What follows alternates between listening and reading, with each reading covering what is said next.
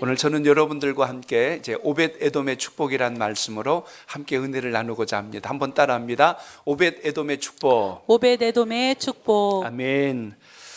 해마다 1월이면 제가 신앙의 기본기에 관한 말씀들을 여러분과 같이 나누고 있습니다. 그래서 첫 번째 주에는 우리 교회 올해 표와 함께 온전히 주일을 성수하는 신앙의 회복자가 되라는 말씀을 선포했습니다. 그래서 예배의 소중함을 아는 사람, 예배의 가치를 아는 사람은 반드시 그 인생을 하나님께서 들어 쓰시고 역사하신다는 걸 꼭 경험하시길 바랍니다. 그래서 은혜와 진리로 충만한 신앙생활만이 우리를 살리는 주님의 역사다. 이걸 가슴 깊숙이 새기셔서 오뚜기와 같은 신앙으로 서시길 바랍니다. 지난주에 저는 여러분들에게 참된 청지기의 정신이 무엇인가를 말씀드렸어요. 온전한 10의 1조의 구별함은 모든 소유가 주로부터 왔다는 근본됨을 인정할 줄 아는 자입니다. 오늘 그런 인생을 통하여 하나님께서 쓰신다는 것을 기억하시길 바랍니다. 오늘 할렐루야 찬양대 그 찬양 가사와 곡이 참 은혜롭습니다. 하나님이 쓰시기에 편한 그릇으로, 하나님이 쓰시기에 정결한 그릇으로, 세상은 큰 그릇이 되길 원해요. 그러나 더 귀한 것은 정결하지 않으면 아무리 커도 하나님이 쓰시지 않아요. 그래서 정결한 그릇으로 하나님 손에 붙들림 받은 여러분의 믿음이 되시길 바랍니다. 오늘 저는 여러분들과 함께 바른 신앙의 헌신은 무엇인가, 하나님 앞에 헌신하며 산다는 게 무엇인가, 오늘 그 믿음의 자세를 오늘 오벳 에돔을 통해서 함께 은혜를 나누고자 합니다. 어떤 상황에 대한 우리의 모든 반응이 다 똑같지는 않더라고요. 하나님 말씀도 마찬가지입니다. 하나님 말씀을 듣고 어떤 분은 마음의 찔림을 받고 도전을 받아서 회개하고 변화받는 분도 있습니다. 그런데 어떤 분은 같은 말씀을 받아도 그게 도전을 받는 게 아니라 삐져요. 그래서 삐딱선을 탑니다. 자기 생각, 자기 고집대로 계속하는 이런 경우들도 있어요. 누구는 변화되어 은혜 받는 길을 택하는데 누구는 우리 하는 말로 삐돌이가 되고 삐순이가 돼가지고 삐딱하게 가려고 자꾸 그래요. 하나님께서 정말 은혜와 복을 부으실 때는 믿음의 그 자리에 있을 때 역사한다는 것을 오늘도 기억하시길 바랍니다. 사람하고 삐져가지고 하나님하고 등지는 것처럼 미련하고 어리석은 게 없어요. 신앙하면서 많은 분들을 만나봤는데 저 이래서 힘들고 이래서 상처받고 이래서 어려워요 얘기 들어보면 하나님과의 관계가 아니라 환경과 사람과의 관계예요. 왜 사람하고 힘들었는데 하나님하고 등지냐고. 그것처럼 미련한 인생이 어딨냔 말이에요. 그러므로 내 삶 속에 조금 고단한 일이 생기고 어려운 일이 생겼다 하여서 신앙을 등지는 어리석은 길을 가지 말고 그 힘든 상황 속에서도 말씀과 믿음 붙들고 견고하게 일어날 수 있는 의지적 결단이 여러분 속에 있길 바랍니다. 그게 신앙의 성숙도요, 신앙의 깊이예요. 그러므로 오늘 주님 말씀 속에서 우리를 향하신 주의 뜻을 잘 붙들고 하나님의 영광이 여러분과 함께 하시길 바랍니다. 우리가 누가 복받았다는 이야기 들으면 도전도 되지만 한편에는 부러워요. 어떤 분들은 배가 아프다고 이야기합니다. 왜 나는 저 사람보다 나은데 저 복이 없을까 하고 속상해할 때도 있어요. 그래서 그 복을 얻는 과정들의 이야기를 들어보면 그렇지, 그러니까 복을 받았지. 어떤 분은 10년이 걸리고 어떤 분은 20년이 걸리고 이렇게 긴 시간 동안 하나님을 붙들고 가다 복받은 이야기가 성경에는 기록되어 있는데 오늘 본문 속에 보면요, 이게 10년, 20년 이야기가 아니라 3개월 동안 하나님의 언약궤를 자기 집에 모셨다가 복을 받은 사람의 이야기가 나옵니다. 쉽게 말해서 3개월 만에 복 받은 사람 이야기예요. 제가 오늘 말씀은 오벳 에돔을 묵상하면서 신앙은 길이가 아니라 깊이로구나 라는 걸 또 한 번 오늘 여러분에게 선포합니다. 한번 따라합니다. 신앙은 길이가 아니라 깊이입니다. 그래서 주님을 깊이 만날 수 있는 은혜가 여러분 삶 속에 있길 바랍니다. 예수 믿은 순서대로 복 받는 게 아니고 하나님 말씀과 그 뜻대로 가는 인생을 통하여 하나님께서 일하신다는 사실을 오늘 꼭 기억하시길 바랍니다. 그러므로 오늘 본문에 보면 오벳 에돔이 어떻게 복을 받았냐면 오늘 11절을 기억하세요. 자, 오늘 본문 11절입니다. 같이 읽어볼까요? 시작. 여호와의 궤가 가드 사람 오벳 에돔의 집에 석 달을 있었는데 여호와께서 오벳 에돔과 그의 온 집에 복을 주시니라. 아멘. 하나님께서 오벳 에돔의 집에 언약궤를 모셨더니 복을 내리셨더라라는 이야기가 오늘 나옵니다. 신기하고 놀라운 것은 성경에 오벳 에돔이라는 이름이 기록될 때마다 그가 항상 여호와께 복을 받았다는 말이 꼭 뒤에 따라 나와요. 그래서 보니까 역대상 13장 14절은 이 부분을 조금 더 자세하게 소개합니다. 우리 같이 읽어봅니다. 시작. 하나님의 괴가 오베데돔의 집에서 그의 가족과 함께 석 달을 있으니라. 여호와께서 오베데돔의 집과 그의 모든 소유에 복을 내리셨더라. 아멘. 그리고 역대상 26장으로 가봐요. 거기 5절에 이런 말씀이 나옵니다. 시작. 여섯째 암미엘과 일곱째 이사갈과 여덟째 부올레디와 이는 하나님이 오벳에돔에게 복을 주셨음이라. 아멘. 여기 보니까 하나님께서 오벳에돔에게 복을 주셨는데 다산의 복을 주셨어요. 자녀가 무려 8을 낳아서 그로 인하여 훗날 62명의 가족을 이루는 이야기가 나옵니다. 구약의 복은 물질로 증명해주고 또 하나는 자녀의 많음으로 증명해줍니다. 지난주에 제가 복을 설명할 때 저 사람은 잘 살아 복 받았어 하면 꼭 우리가 돈으로 먼저 생각하는데 그게 아니라 하나님의 말씀과 믿음을 따라 살았더니 하나님께서 내 생업을 지켜주셔서 불필요한 곳에 물질이 빠져나가지 않게 하시고 여러분의 자녀가 잘 되는 길을 가게 하고 하나님께서 우리 삶 속에 윤택함을 주실 때 이건 역시 복이라는 걸 잊지 않길 바랍니다. 그러니 오늘 오벳에돔의 집에 이 8째 자식까지 날 정도로 다산의 복을 주셨으니 이분이 오늘 연수구에 살았으면 아마 큰 소문날 사람이요. 요즘같이 정말 저출산의 어려운 시대에 이렇게 자녀를 많이 둘 수 있으니 참 복되구나 하고 이렇게 칭찬할 만한 그런 인물인데 오늘 오벳에돔을 통해서 저는 여러분과 같이 왜 하나님은 그에게 복을 부어주셨을까 하는 그 이유에 대해서 같이 보려고 합니다. 오늘 말씀은 언약궤의 이야기로 시작이 돼요. 구약에 보면 하나님의 임재를 상징하는 것이 언약궤, 말씀의 상자가 있는데 그 상자를 통해서 하나님이 함께 하신다는 걸 보여주신 상징적 의미를 가지고 있습니다. 이스라엘 백성들이 애굽을 나와서 광야를 지날 때에 하나님께서 모세에게 나의 임재를 이렇게 증명하리라 언약궤를 만들도록 지시를 했는데 성막과 함께 언약궤를 만들도록 하셨어요. 그래서 성막이라고 하는 것은 여호와의 성전이 지어지기 전에 텐트로 쳐서 하나님께서 장막에 거하신다는 걸 보여주셨는데 거기 지성소와 성소로 나누어져 있어요. 그래서 지성소 안에는 하나님의 언약궤를 두게 하시고 성소는 주의 제사장들이 드나들며 기도하고 거기에 하나님께 분향하고 영광을 올릴 수 있도록 이렇게 구별된 장소이긴 합니다. 그런데 이 언약궤에게 문제가 생겨요. 언제 생겼냐면 사무엘상서 4장에 가시면 블레셋과 이 이스라엘 간에 전쟁이 벌어집니다. 싸움이 벌어질 때 이스라엘이 싸움에서 자꾸 패할 것 같은 상황이 되자 무엇을 가져왔냐면 제사장을 통하여 언약궤를 메고 왔어요. 엘리의 두 제사장인 홈니와 비느하스가 언약궤를 메고 전쟁터에 나타납니다. 그랬더니 블레셋 사람들이 큰일 났다. 저들이 여호와 신을 데리고 왔다. 그러더니 그들이 도망친 게 아니라 우리가 어차피 죽을 바에 대장부답게 싸워서 죽자 하고 죽기를 각오하고 싸워버렸어요. 어떤 일이 생겼냐면 이스라엘이 진 거예요. 이스라엘에 있어서는 안 되는 일이 벌어진 겁니다. 무슨 일이 벌어졌냐면 언약궤까지 가지고 전쟁터에 나왔는데 진 거예요. 이건 하나님이 졌다는 뜻입니다. 하나님이 전쟁에 패했다는 뜻이에요. 그런데 사실 그 상황적인 배경을 보면 하나님의 백성들이 하나님을 경외하거나 주님을 존귀히 여기지는 아니하고 언약궤만 덜렁덜렁 들고 다니면서 하나님이 함께한다고 착각하고 있었기에 하나님이 그들과 함께하지 않음을 보여주신 대표적인 사건입니다. 그러니까 여러분 주일날 성경책 하나 들고 왔다 갔다 한다고 해서 믿음이 다 좋아지는 게 아니고 이 말씀에 담긴 뜻을 의미를 잘 새기고 그것을 삶으로 실천해낼 수 있는 은혜가 여러분의 삶 속에 있길 바랍니다.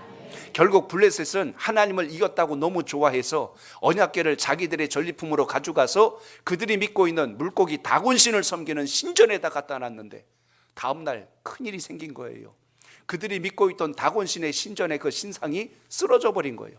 허리가 뚝 부러져 가지고 꺾여 있는 걸 봤어요. 놀랬지요. 혹시 이게 뭔가 좀 땅이 흔들려서 그랬는가?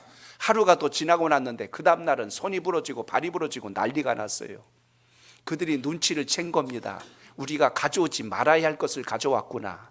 결국 언약궤를 이스라엘 진영으로 돌려보냅니다. 베스메스 진영으로 소에다가 언약궤를 싣고 돌려보내요. 그리고 다시는 이 땅에 가져오지 않겠다고 선언합니다.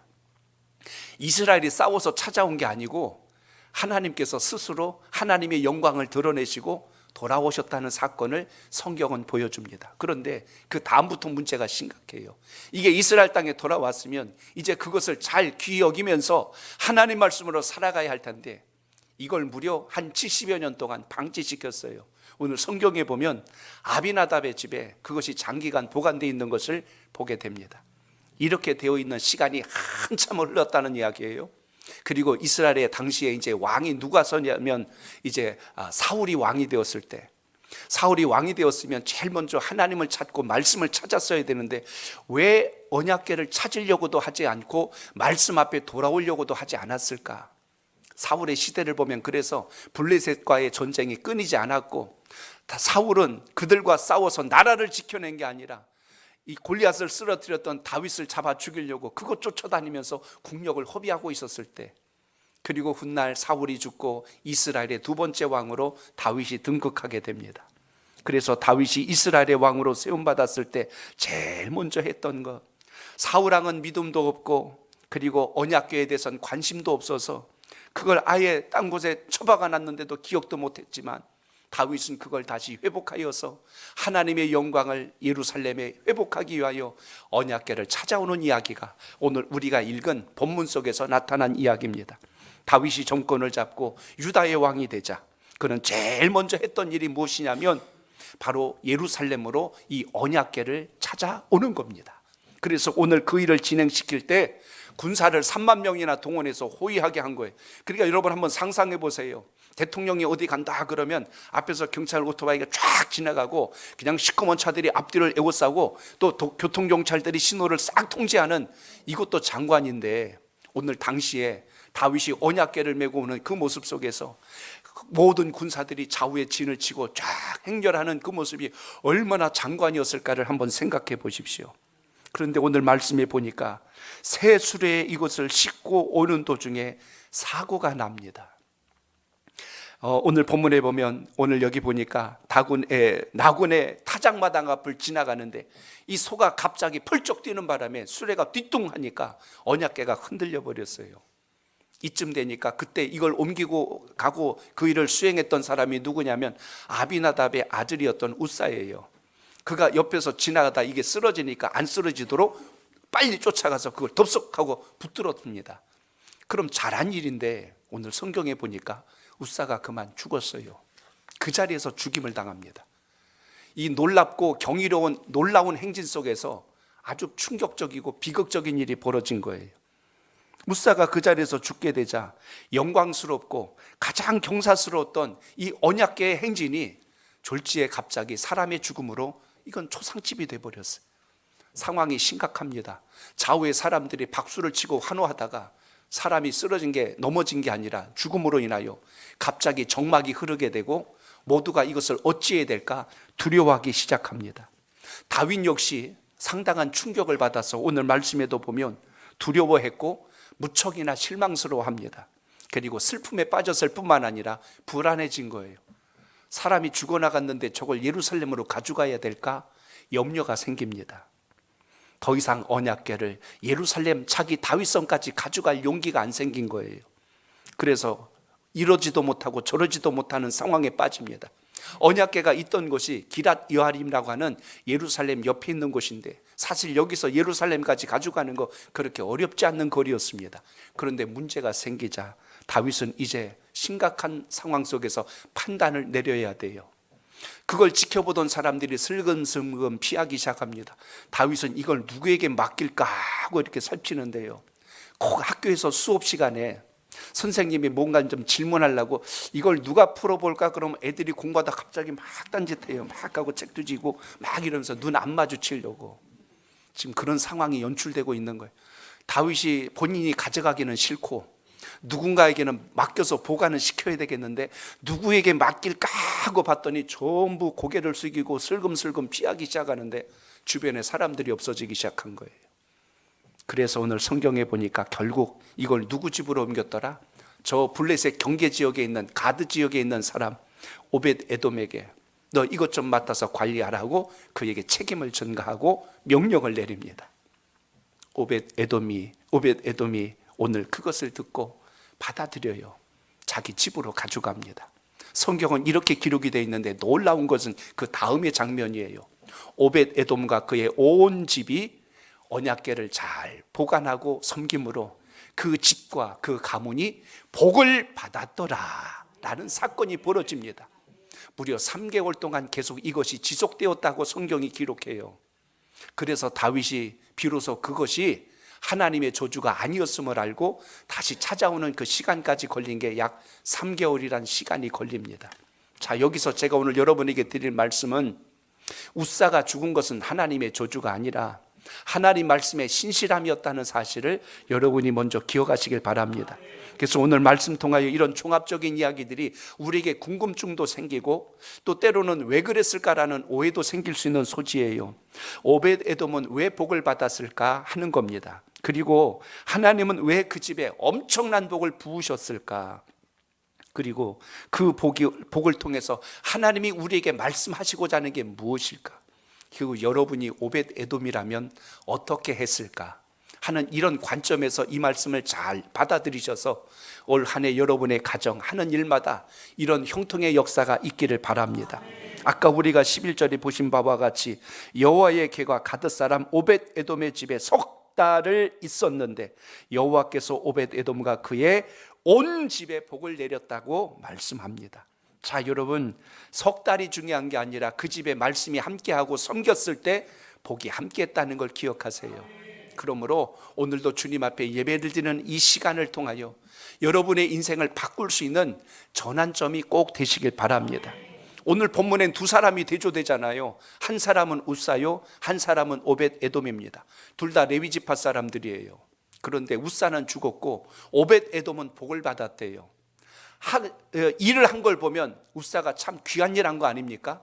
언약궤를 다윗성으로 옮기는 그 모든 일의 책임자로서 잘 수행을 했는데 심지어 언약궤가 땅에 쓰러지는 걸 막으려고 붙들었는데 왜 죽어나갔냔 말이에요. 일반적으로 생각한다면 시험 들 일입니다. 삐질 일이고 그리고 하나님과 등질 일입니다. 그러나 오늘 본문 속에 보시면 왜 그랬는가를 우리가 알게 되는데 이걸 잘 유념하셔서 올 한 해 건강한 신앙이 되시길 바랍니다. 자, 저를 한번 따라합니다. 잘못된 열심이 실패를 낳습니다. 여러분, 원칙과 기준이 중요하다는 걸 기억하십시오. 오늘 3절에 보면 이렇게 시작해 6장 3절로 다시 앞으로 갑니다. 시작. 그들이 하나님의 궤를 새 수레에 싣고 산에 있는 아비나답의 집에서 나오는데 아비나답의 아들 웃사와 아효가 그 새 수레를 모니라. 아멘. 하나님을 향한 열심도 말씀에 근거할 때 복이 된다는 걸 기억하시기 바랍니다. 여기 보면 그들이 하나님의 궤를 새 수레에 싣고라고 나왔어요. 일반적으로 생각하면 마땅히 거룩하고 정결한 거니까 아무 짐도 실어보지 않은 깨끗한 수레, 정결한 수레에다 실어가니까 맞는 거 아니냐고 생각할 수 있어요. 그런데 언약궤를 옮길 때 하나님께서 정해주신 방법이 이게 아니라는 거예요. 그러니까 여러분, 복이라고 하는 것은 하나님이 정한 방법과 율례를 따라서 오는 것이지 내가 생각했던 편리주의나 내 상식을 가지고 가는 게 아니라는 걸 기억하십시오. 그래서 이 70년 만에 옮기는 이 놀라운 일을 오늘 웃사가 어떻게 보면 기쁘고 감사한 마음으로 했을 터인데 오늘 결국 그의 동기와 그의 행동은 칭찬받을 만하지만 방법에 있어서 문제가 심각했다는 걸 보셔야 돼요. 자, 여러분, 민수기 4장 15절에 보면 언약궤를 어떻게 옮기라고 했는지 같이 읽겠습니다. 시작. 진영을 떠날 때에 아론과 그의 아들들이 성소와 성소의 모든 기구 덮는 일을 마치거든 고아 자손들이 와서 매일 것이니라. 그러나 성물은 만지지 말라. 그들이 죽으리라. 회막 물건 중에서 이것들은 고아 자손이 매일 것이며. 아멘. 오늘 말씀에 보면 하나님의 언약궤를 어떻게 하라고 했냐면 그들이 언약궤를 옮길 때 먼저 아론과 그의 아들들이 성소와 성소에 있는 모든 기구들을 덮는 일을 마치고 나면, 그리고 나서 고앗 자손들이 와서 그걸 어깨에다 매야 된대요. 이걸 그림으로 보면 이런 모습이 되어야 맞다는 뜻입니다. 제사장 네 사람들이 어깨에 매도록, 언약궤는 바퀴가 없어요. 그래서 어깨에다 매도록 되어 있습니다. 그리고 제사장이 앞에서 이끌고 이렇게 해서 한 팀이 되어 움직이는 게 하나님의 법에서 말씀해 주신 것입니다. 그런데 오늘 어떻게 했다고 그랬어요? 새 수레에다 싣고 갔어요. 하나님의 방법이 아니었습니다. 그리고 율례에는 절대로 그 성물은 만지지 말라, 그들이 죽으리라라고 되어 있어요. 그거 만지면 죽는데요. 근데 만졌잖아요. 이 말의 의미는 우사에게 너 만졌으니까 죽어라가 아니라 하나님의 말씀과 율례는 하나도 변함없이 그대로 이루어진다는 것을 기억하십시오. 과거나 지금이나 앞으로나 하나님의 말씀은 안 달라져요. 사람의 말은 상황에 따라 뒤집기도 하고 바꾸기도 하고 핑계도 대고 변명도 해요. 근데 하나님의 말씀은 복줄 자에게 복 주신다는 말씀은 그대로 성취하시고, 그래서 하나님의 뜻을 어그러뜨리고 복 달라는 것은 앞뒤가 맞지 않는다는 이야기입니다.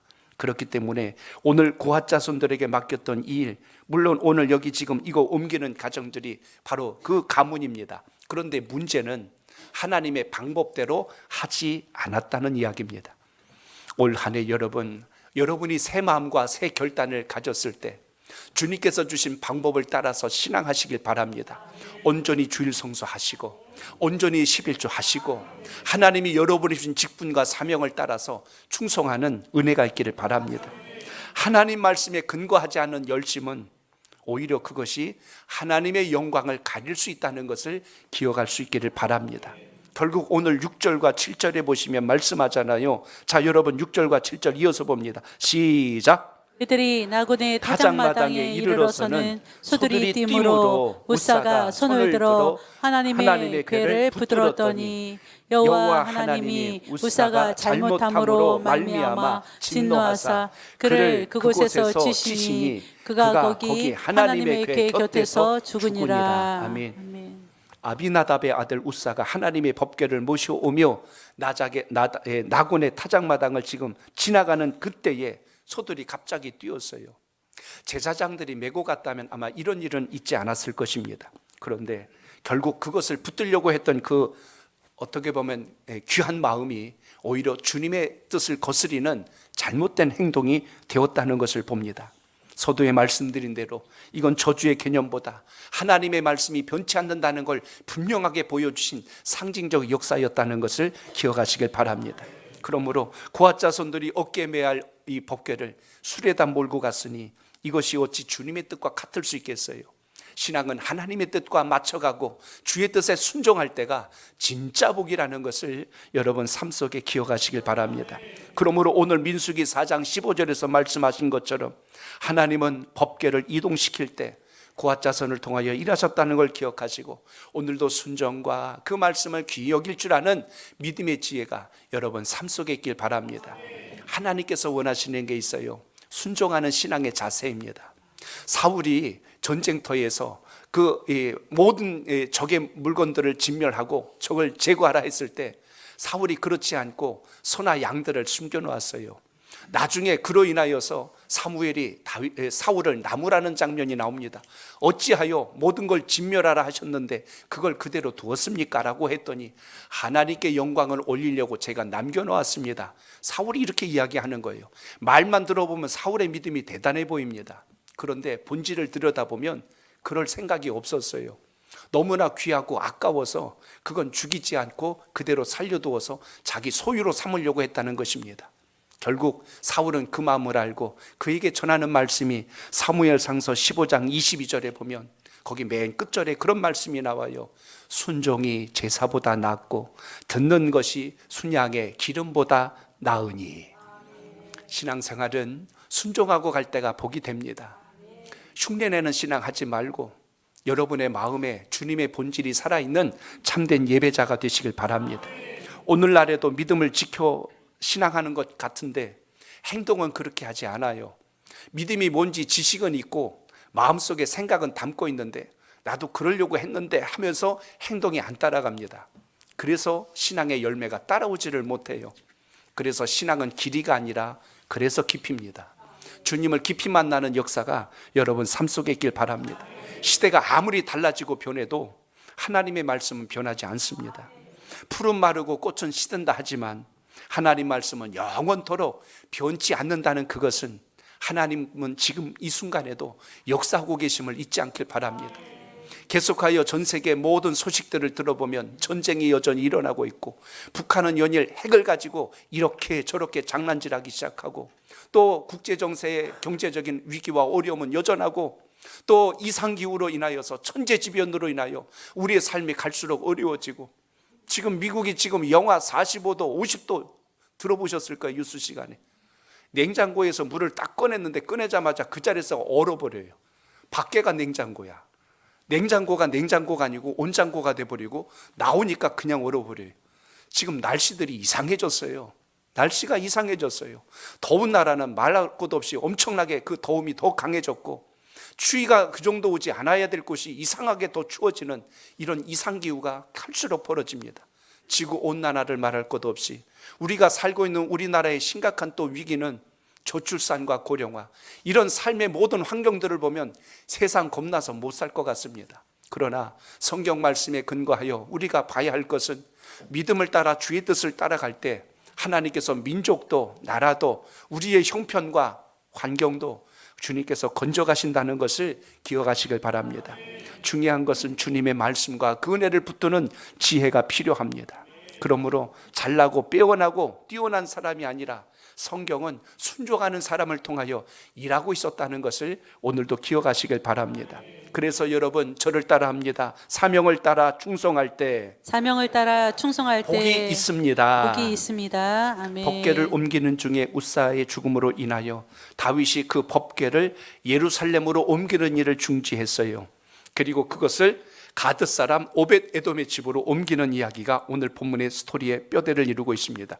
왜 그랬을까를 가만히 봤더니 아무도 가지고 가려고 하지 않는 거예요. 아무도 우리 집으로 보내주세요 그러지 않는 거예요. 그래서 질서대로 합니다. 그게 역대상 15장 18절에 나와요. 거기 같이 읽어볼까요? 시작. 그 다음으로 그들의 형제 스가랴와 벤과 야하시엘과 스므라목과 여히엘과 운니와 엘리압과 분하야와 마아세야와 마띠디야와 엘리블레후와 믹네야와 문지기 오벳에돔과 여히엘을 세우니. 아멘. 오늘 여기 아비나답의 다음이 여기 보니까 그 다음으로 라고 나왔어요. 그 형제들의 이름이 쭉 나와 있습니다. 이들 중에 누군가 해야 되는 거예요. 근데 거기 맨 끝자락에 보니까 문지기 오벳 에돔 이름이 등장해요. 그래서 오벳 에돔이 결정이 됩니다. 아무도 안 하려고 하니까 오벳 에돔에게 그것이 넘어온 거예요. 그래서 그것을 받자 오벳 에돔은 질서에 따라 순복합니다. 두 번째 서열에 속한 그의 친족들 가운데 오늘 오벳 에돔이 그것을 받아들였다는 이야기입니다. 저는 여기서 참 귀한 것이 하나님의 뜻 앞에서 나의 생각을 내려놓고 주님의 뜻을 우선하여 행동했던 그 모습 속에서 저는 중요한 오벳 에돔의 신앙하는 자세를 보게 됩니다. 오늘 그 세 가지를 여러분에게 드리려고 그래요. 왜 오벳 에돔이 복을 받을 수밖에 없을까? 그 중에 첫째 이유가 무엇이냐면 남들이 꺼려하는 일을 기쁨으로 감당했다는 이야기입니다. 아무도 그걸 원하는 사람이 없는데 그걸 받아들인 거예요. 신앙생활을 하다 보면 내 생각에 딱 맞아 떨어지는 일만 있지 않아요.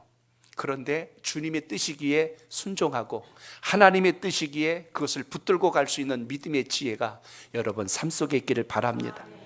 하나님의 노염으로 일어난 큰 사고이기 때문에 모두가 무서워하고 두려워하고 꺼리는 그 일을, 심지어 유다의 왕이었던 다윗마저도 그게 싫어가지고 누군가에게 넘겨야 할 상황이 왔을 때 자기에게는 아무런 이득이 없어요. 자기에게는 어떤 유익이 오는 게 아니라 곤란한 일이 생길 수도 있잖아요. 그게 자기 집으로 들어오는데, 복받는 일이 들어와야 되는데 저주받고 사람이 죽어나는 그 물건이 자기 집으로 들어오는데 좋아할 사람이 누가 있겠냔 말이에요. 그런데 그 수고를 마다하지 않고 오늘 그것을 받아들입니다. 여기서 하나님께서 오벳에돔의 중심을 보십니다. 하나님 나라 안에서 여러분에게 맡겨주신 귀한 직분과 사명을 귀하게 여길 줄 아는 은혜가 있길 바랍니다. 다른 사람과 비교하지 말고 주님께서 내게 주신 사명이요 은혜라는 것을 기억하고 충성할 때 거기서 하나님의 큰 역사가 있음을 잊지 않길 바랍니다. 아까 오늘 할렐루야 찬양대 찬양 속에 하나님께서 큰 그릇이 아니라 쓸만한 그릇, 하나님이 쓰시기에 합당한 그릇이란 표현을 가사 중에 자꾸 제 마음에 와요. 여러분, 하나님께서 찾는 사람, 쓰시고자 하는 사람이 있다면 그 사람이 오늘 예배를 드리는 여러분이 되시길 바랍니다.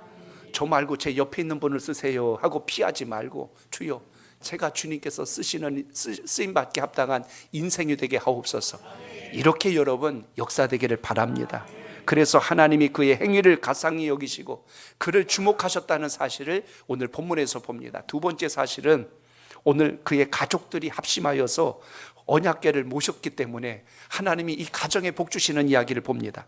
자, 아까 우리 역대상 13장 14절 보셨죠? 그거 같이 읽어봅니다. 같이 읽습니다. 시작. 하나님의 궤가 오벳에돔의 집에서 그의 가족과 함께 석 달을 있으니라. 여호와께서 오벳에돔의 집과 그의 모든 소유에 복을 내리셨더라. 아멘. 오벳에돔의 집과 그의 모든 소유에 복을 내리셨대요. 야, 놀라운 건 여기 보니까 그의 가족과 함께 석 달이 있었다는 것은 그것을 같이 잘 모시고 섬겼다는 뜻입니다. 생각을 해보세요. 그 집안의 가장이 밖에 나가가지고 사람이 죽어나는 물건을 가지고 왔어요. 이 양반이 하지 말아야 할 짓을 했구만. 아니 우리 집 말아먹을 일이 있어? 하고 집에서 난리가 났다면 어떤 일이 생겼어요? 그 집안이 날마다 아마 평안하지 못했을 겁니다. 그런데 이 가족이 참 귀한 게 모두가 한마음 한뜻으로 언약궤를 잘 모신 거예요. 여러분 모든 가정이 올 한 해 믿음의 가정이 되시길 바랍니다. 하나님의 사람, 하나님의 가족들이 복받는 원리는 좀 부족하고 연약하고 허물이 좀 있을지라도 그 가정 안에서 서로 인정하고 서로 하나가 되고 화목할 수 있는 역사가 있길 바랍니다. 밖에서도 구박받고 밖에서도 힘든 일 때문에 여기저기 지쳤는데 집에서도 그럴 바에나 차라리 나가라고 그러면 그 어디 가서 사냔 말이에요. 제일 쉴 만한 터가 안식할 만한 곳이 그것이 가정이 되어야 하는데 오늘 오벳에돔이 참 귀한 것은 이 집안 식구 모두가 한 마음으로 그 언약궤를 잘 모시고 섬겼다는 것을 주목하게 됩니다. 오늘 여러분의 신앙과 믿음이 주님 안에서 이런 은혜가 있기를 바랍니다. 그렇기 때문에 하나님이 이 가정 속에 오벳에돔에게만 복이 아니라 그 가정 모두에게 복을 더하시는 놀라운 역사를 더하시는데요. 나중에는 이 가정의 자녀를 많게 하시고 그들의 후대들을 풍성케 하여 주셔서 주의 나라를 위하여 아름답게 쓰임받는 믿음의 가문으로 세워주셨다는 것을 잊지 않길 바랍니다. 저는 오늘 이 귀한 예배를 드리는 성도 여러분, 여러분의 신앙에서 끝나지 말고 여러분 때문에 여러분의 가정이, 여러분의 집안이, 여러분의 가문이 형통한 길을 걷기를 축복합니다. 성경에 보니까 신약 성경에 이렇게 복을 받은 가정이 있더라고요. 그래서 사도행전 10장 2절에 보면 거기 고넬료 집안 이야기가 나옵니다. 우리 같이 읽어봅니다. 시작. 건하여 온 집안과 더불어 하나님을 경외하며 백성을 많이 구제하고 하나님께 항상 기도하더니. 아멘. 백부장 고넬료의 집에 복을 받는 이야기가 나옵니다. 저는 그래서 고씨를 좋아해요. 여기 보니까 고넬료가 그 집이 구원을 받는데 그가 경건하여 온 집안이 복을 받았대요. 백부장 한 사람만이 아니라 그 집안 식구들이 다 하나님의 복을 받는 놀라운 역사가 일어난 것을 주목하게 됩니다. 오늘 여러분 신앙의 복은 혼자만의 복이 아니에요. 좋은 게 있으면 누가 생각나요? 살아가는 사람, 내가 아끼는 사람, 야 이거 같이 먹었으면 참 좋겠다 이런 생각 들지 않습니까? 좋은 곳에 가면 야 여기 내 가족들하고 내 살아간 사람하고 다시 왔으면 좋겠다 이런 마음 들지 않겠어요? 고넬료가 하나님을 믿고 영접하면서 그의 마음의 경건함을 그 가족 모두에게 야 우리 집에 베드로 사도 선생님이 오니까 모두 모여라. 오늘 그 말씀을 듣고 우리가 세례를 받고 복을 받아야 되겠다. 베드로가 오늘 고넬료의 집에 와서 놀란 거예요. 이방 사람이고 로마 사람인데 하나님을 이렇게 경외할 줄은 몰랐죠. 베드로가 그때서 깨달은 거예요. 아, 하나님의 복이 유대인들, 이스라엘 백성들에게만 있는 게 아니라 하나님을 경외하는 모든 사람들에게 있구나. 그 집을 축복하자 성령이 그 가정에 임하는 역사가 일어나는 거예요. 그러니까 여러분, 신앙의 복이 가정의 역사 되길 축복합니다. 성경에 보면 여러 곳이 나와요. 여기뿐만 아니라 여러분 창세기에 보시면 노아 방주 사건을 생각해 보세요. 제가 자주 이것을 언급합니다. 120년 동안 배 만든다는 게 쉬운 일이 아니잖아요. 그것도 산 위에다가 짓는다는 건 정말 당시로 말하자면 미련하고 어리석은 일입니다. 그 집 식구들이 8이에요. 그들이 밖에 나가서 동네 사람들 안 만났을까요? 네 아버지 이상하다. 네 아버지가 이상하다. 어쩌게 배를 저 산꼭대기에다 만드냐. 비 한 방울 오지 않는데 맨날 비 온다 소리나 했었고 저기 뭐 하는 짓이냐. 그 말 들었을 때 얼마나 속상하고 창피했을까. 그런데 집에 오면 언제나 아버지 노아와 함께 그 배를 만드는 거예요. 같이 하는 거예요.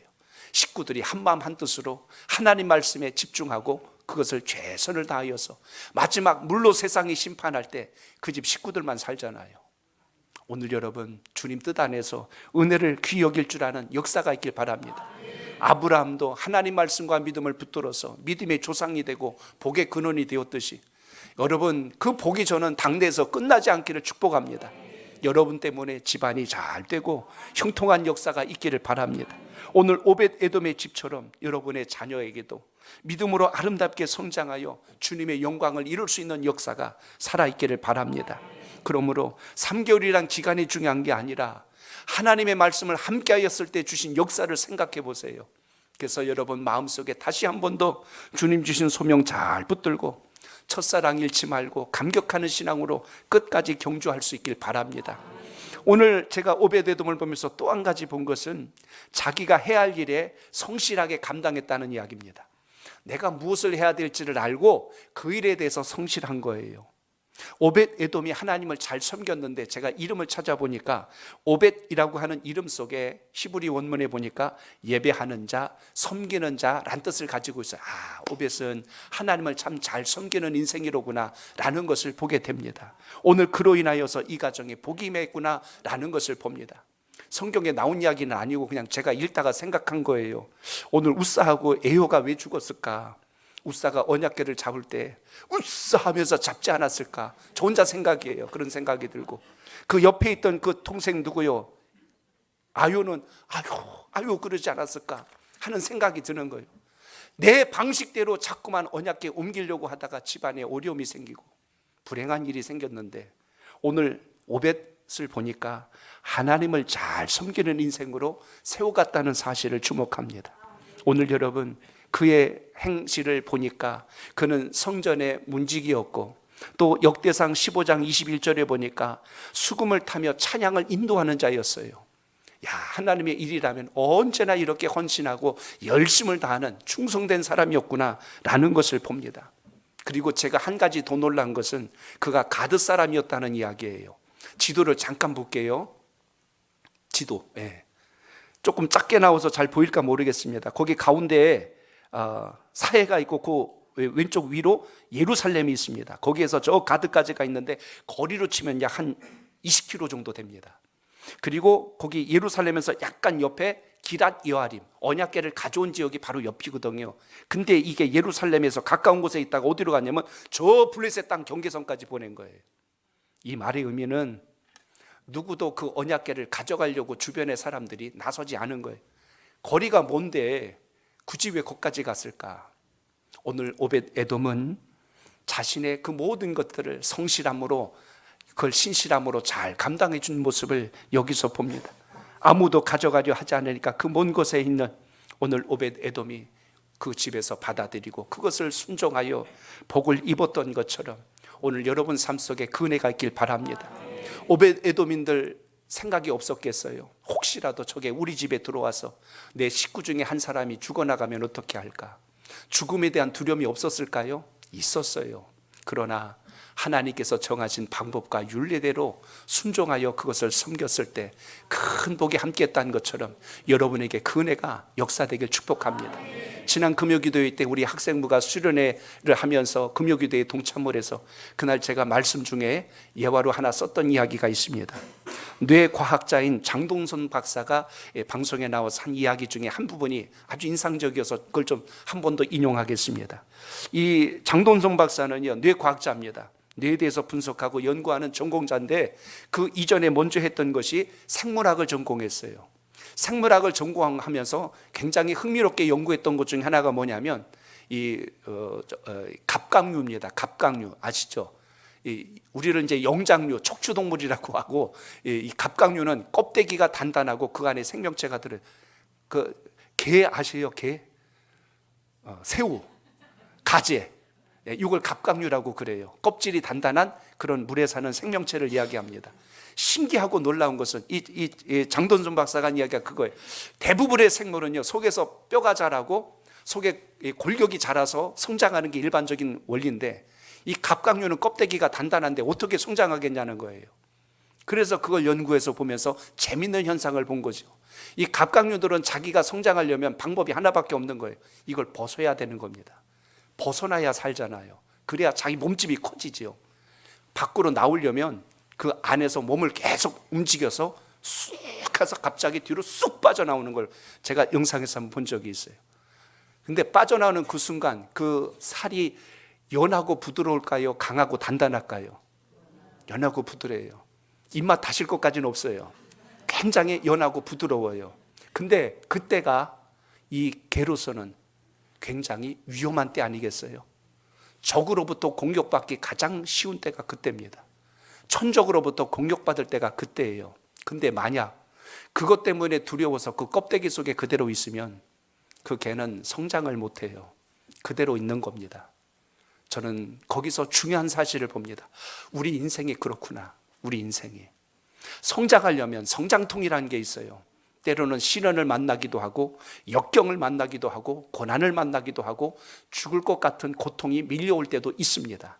그런데 그 순간 그때를 믿음을 가지고 이겨내고 버텨내고 견뎌냈을 때 우리에게는 말할 수 없는 성장의 기회가 온다는 사실을 잊지 않길 바랍니다. 오벳 에돔의 가정에 그 복이 임합니다.